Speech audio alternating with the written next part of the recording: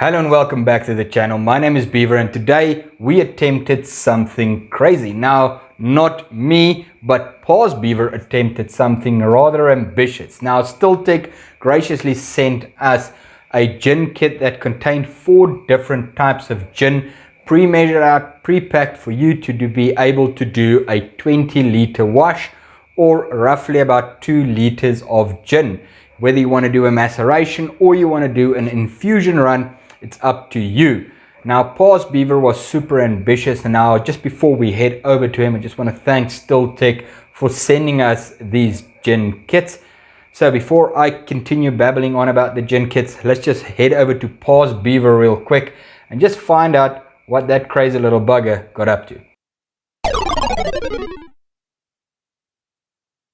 Now, as you saw there, Pa's Beaver was a little bit ambitious to do 4 different gin runs in one run. Now, the thinking behind this whole experiment was if we were going to test the best comparison between the different flavors of these gin kits, the best way to do it is to do it with one single run, meaning that we're going to use the same wash to distill. So we keep the parameters as close to an experiment as we can. Yes, this is not a full experiment, and at the end of the day there's a lot of other stuff that might have affected the flavor, but this is the best way that I thought we can do the test to literally compare these kits head to head. Now, unfortunately, we only managed to get 3 gins out of the run and not the 4th gin. Now, the calculation for the amount of alcohol in the boiler was spot on. We ended up pulling the last little bit out there, trying to rebalance the column. But unfortunately, we had a couple of power outages here in town that caused the still to cool down. And because we are running a column still, we ended up not being able to keep that column balanced, and we continuously had to restart the run over so we could take some heads off while the still was reheating up, and that ended up losing a lot of alcohol to rebalancing the column.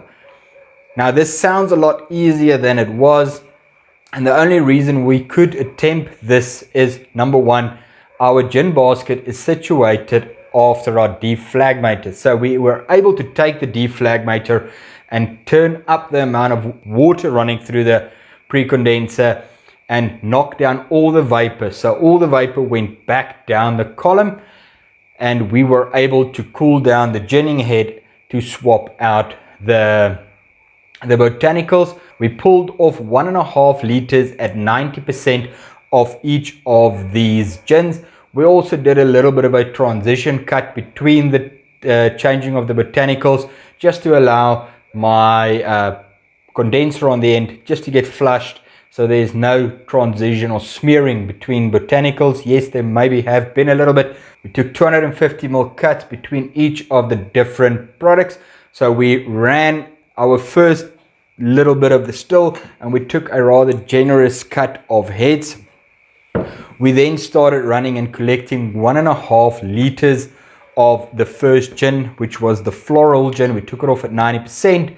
Then we moved on to the next gin. But before we replaced the botanicals, what we did is we closed up the gin basket with no botanicals in it, just allowed the still to run, pulled off 250 mils, put the still back into full reflux. Remember, do not turn off your still and turn it back on.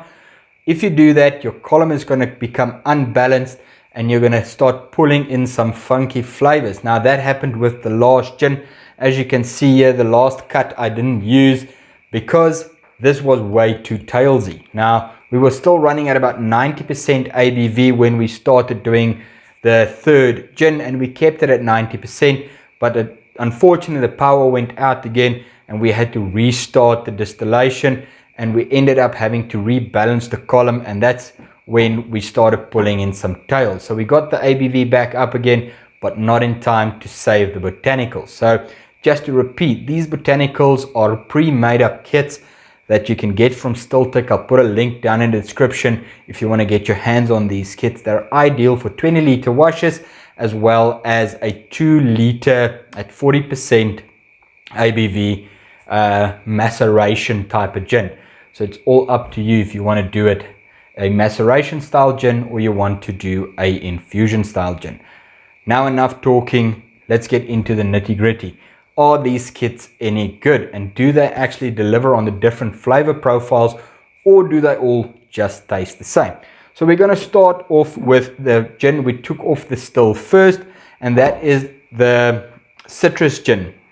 We started with the citrus gin. Now the reason why we started with the citrus gin is I thought to myself that this gin will have delicate citrus flavors to put it apart from another gin of its kind. So as I smell the botanicals that I took out of the gin basket, you can smell that nice rich citrus, dried citrus peel smell in the actual botanicals. There's still a lot of flavor left in this, but we wanted to do a test. We kept the cuts quite small. So let's pour a little bit of the citrus gin and give it a taste. So what I'm expecting from this gin here is nice hits of juniper, nice bitter taste, as well as that nice fresh citrus flavors coming through. Now right on the nose, there's a lot more citrus than I expected. The juniper is actually pushed into the background just a tiny bit. If you start working on it a little bit, start getting a little bit of a pepperness. Now all of these gins have been proofed down to 43%.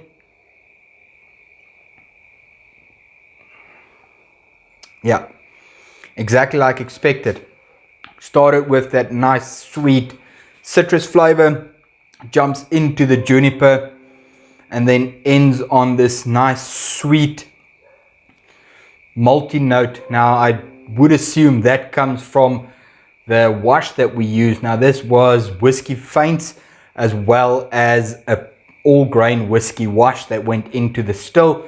Now I wanted to use a whiskey as a base or a grain as a base, so we have more depth in flavor and not just a sugar wash for a neutral spirit. So yeah, have to say, has some nice delicate gin flavors, but a really exceptional gin. So the blending of the citrus is quite well done with combining that kit. Now onto the floral gin. Now I'm pretty excited about the floral gin because while distillation was happening, this actually had the, how can I put it? It actually had the most flavors coming through off the still that you can smell. It actually filled up the room with nice, fresh, almost green, newly cut flowers as if you're walking into a flower shop. So I'm pretty excited to taste this. As you'll see when we did the crushing up of the botanicals, because these botanical kits come uncrushed with the junipers, so the junipers are still fresh and there is not that dry juniper flavor that you normally get from overly dry juniper seeds. It has these nice sweet delicate smells coming through. We did have one power outage during this run, but it actually only lasted for a couple of minutes. So you do smell a tiny bit of the tails coming in, but not overpowering. That should fade over time. Once again, beautifully balanced flavors. Just enough juniper to make it a gin, but not overpower all the other flavors. The floral notes come through and there was no fresh flowers in there. All of them were dried, but they still add a ton of flavor. So pretty impressed so far with the kit. Let's move on to the last one. Now the last one is a London dry gin. The reason why I decided to do the London dry gin and not the spice gin for this run, when I saw we're not going to be able to do the complete experiment, is just to get a benchmark. Now I've drank a lot of London dry gin in my life, so I know what the flavor profile should be like, and to see if they have this kit nice and balanced out. The two first ones are awesome in flavor, but the third one, this is going to be the telltale one. So this is the one that everybody's going to recognize the flavor, because if you've ever had gin, you more than likely had a London dry gin.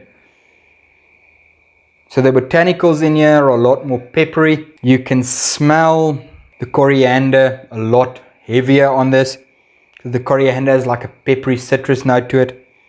And yeah, still a lot of flavor left in these botanicals. That's why I didn't toss them away, because I'm thinking I might just do a nice run with all of these botanicals smashed together. But now the proof is in the taste. Keeping in mind that this was the most difficult one to run, and we had 3 power outages during this run, one of them lasting up to 35 minutes. So we had to pull the botanicals and then restart the run, which made it pretty difficult to finish it.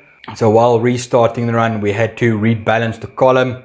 Once the column is balanced, we put it into full reflux mode again, and then change the botanicals, or put the botanicals in, restart the distill. Now, initially when I started blending the dry gin back and I started tasting, and that's the little jar that's left over here, it had a lot of tails in it. But I did freeze filter it. So I put it into the freezer overnight to get those heavy oils to stick together, and then ran it through a charcoal filter, not an activated carbon filter, just a charcoal filter, and it took out a ton of the tails smell. So it did clean it up quite nicely, but unfortunately the sweet tail smell is quite dominant in this. I really have to go searching for the juniper. The coriander is on the nose. On the taste, not as bitter as I was hoping it would be, but I think that is because of the tails that we pulled into this. That changed the whole flavor profile, made it a lot sweeter, and took away some of that bitterness. Still a good dry gin, will make for a good mixer. Overall, have to say, super impressed with these kits. Once again, if you want to get your hands on these kits, please click the link down in the description box below. Get your hands on one of these kits. What I'll do is down in the description, I'll put a couple of recipes for gins if you want to do your own version of these gins. So I'll put some ratios down in the description box if you want to make up your own gins. We have one gin kit left. This is a spiced gin kit. So if you have any ideas what we should do with this spiced gin kit, please let me know down in the comment section below. What do you think we need to do with the spiced gin kit? Maybe we should run a rum wash and distill it with some juniper to see if that creates some funky flavors.